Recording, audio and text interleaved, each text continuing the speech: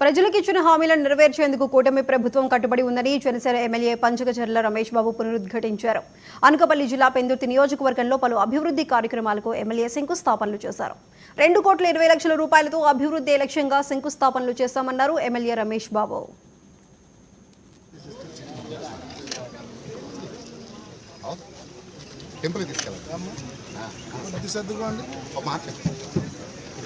జై పంచకర్ల, జై పంచకర్ల, పంచకర్ల నాయకత్వం, పంచకర్ల నాయకత్వం, పంచకర్ల నాయకత్వం.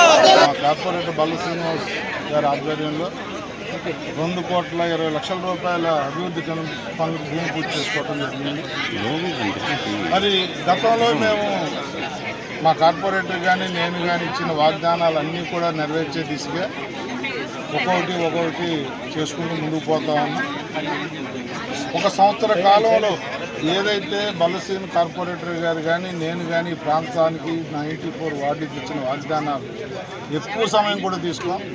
ఒక సంవత్సరం పూర్తయ్యేసరికి మొత్తం పనులు పూర్తి చేస్తామని మీడియా ద్వారా ప్రజలందరికీ తెలియజేస్తా ఉన్నాం. దగ్గర ఆసామాషి విషయం కాదు.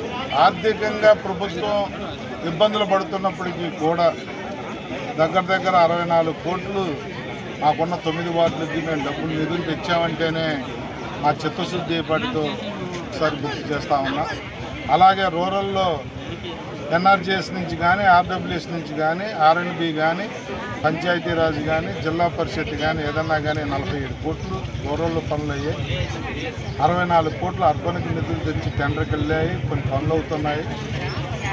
ఆనందకరమైన విషయం ఏంటంటే ఏ వీధిలోకి వెళ్ళినా ఎక్కడో చోట ఏదో పని జరుగుతూ ఉంది.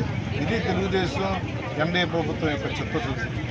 తెలుగుదేశం కానీ జనసేన కానీ బీజేపీ కానీ ఉమ్మడి ప్రభుత్వంలో ప్రజల అవసరాల దృష్ట్యా కార్యక్రమాలు ఉంటాయి తప్ప పార్టీలకు అతీతంగా డెవలప్మెంట్ ఉంటుంది తప్ప గతంలో లాగా ఉండదు అని నిరూపించే కార్యక్రమాలు జరుగుతూ ఉన్నాయి.